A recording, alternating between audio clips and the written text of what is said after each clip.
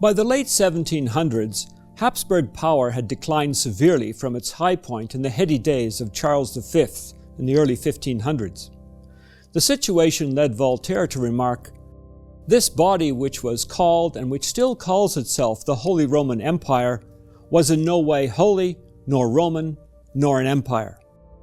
However, the dream of a unified Europe would not be lost.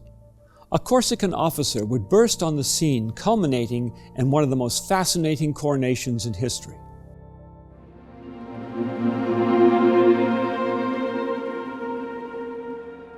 The Habsburg Empire had declined under the pressure of European wars and the resulting social and economic instability.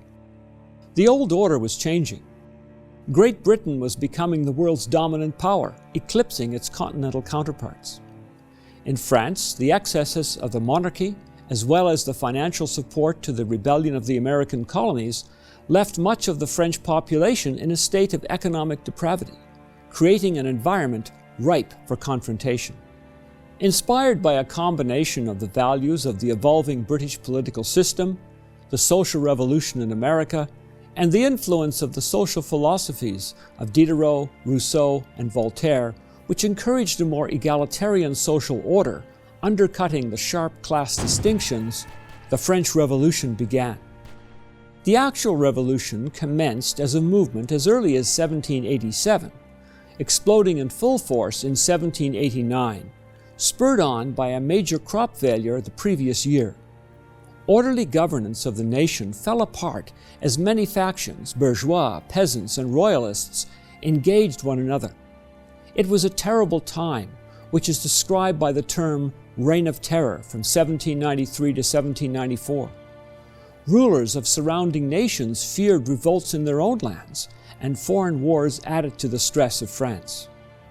A royalist effort to regain control of the nation was defeated in 1795 by a force led by a young Corsican officer who had already, at age 26, risen to be the youngest general in the French army. Napoleon Bonaparte had been born on the island of Corsica in 1769, only 1 year after the island had been sold by the Republic of Genoa to the Kingdom of France. Napoleon's father was a lawyer of noble birth, and also served as the representative of Corsica to the court of Louis XVI. At a relatively young age, Napoleon attended a famed military academy, excelling in mathematics and history. In 1785, when only 16 years of age, he was commissioned as a lieutenant in the French artillery regiment. During the period after the French Revolution broke out, Napoleon fought in a number of engagements as foreign armies threatened France. He distinguished himself in strategic prowess, and in his 20s rose to the rank of general. In 1798, he led an expedition to Egypt, where on land he was successful. But British Admiral Nelson's brilliant victory over the French Navy in the Nile caused Napoleon to return to France. Part of the reason for his return is an invitation from one of the revolutionary leaders, who needed a sound person to participate in a coup to overthrow the existing government. Napoleon was a willing participant, and the government was now in the hands of 3 consuls, with Napoleon being the first consul. After 10 years of chaos, France was ready to have the stability offered by a dictator. Napoleon immediately began a series of reforms to put France on a much more stable footing. Censorship of the press was introduced to control rumors.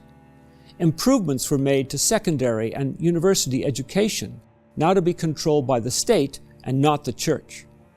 Judges were appointed and given tenure. A more impartial law code was introduced, Napoleonic Code, which is still the legal basis for much of the European continent. Support was made available for business development and for agricultural improvement. In the course of the Revolution, the Republic launched an attack on Catholicism in France. Napoleon, although not personally religious, sensed the unpopularity of the anti-Catholic stance, so for political reasons he mended fences with the Vatican. An agreement was negotiated with Rome in 1801 called the Concordat. The Pope, who was now in a position of weakness, accepted French authority in the appointment of bishops and relinquished ownership of state-confiscated lands. France, in turn, agreed to pay the salaries of the clergy and recognized Catholicism as a state religion. Thus, the Church and Napoleon acknowledged their mutual dependence. In 1804, due to a series of royalist plots, advisors suggested that Napoleon become Emperor of France. The idea was put to the people in a referendum, no secret ballots, and over 99% of the vote was favorable. Preparations were made for a great coronation in Notre Dame Cathedral. Pope Pius VII was invited to Paris to officiate in a ceremony that had all the trappings of imperial Rome. Napoleon permitted the Pope to anoint him, but placed a crown on his own head to symbolize his authority over the Church. The imagery of the event harkened back to the Caesars, of whom Napoleon considered himself an heir. "I am a true Roman emperor.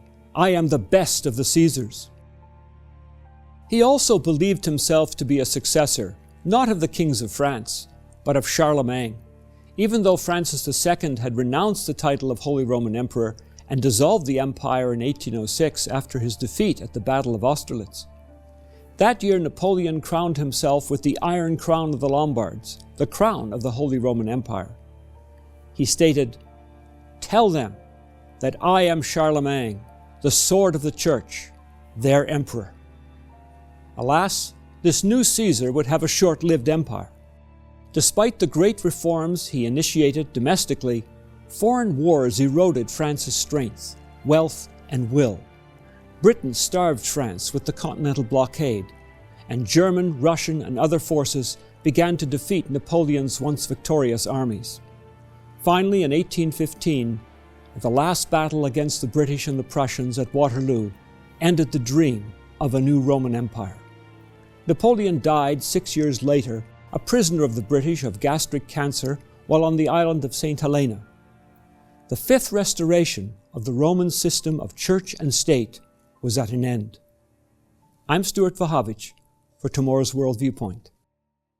If you would like to receive a free interactive report on this subject from Tomorrow's World Analysis, visit tomorrowsworldviewpoint.org or click on the link in the description.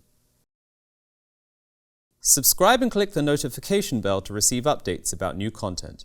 Visit tomorrowsworld.org for more articles, telecasts, and booklets.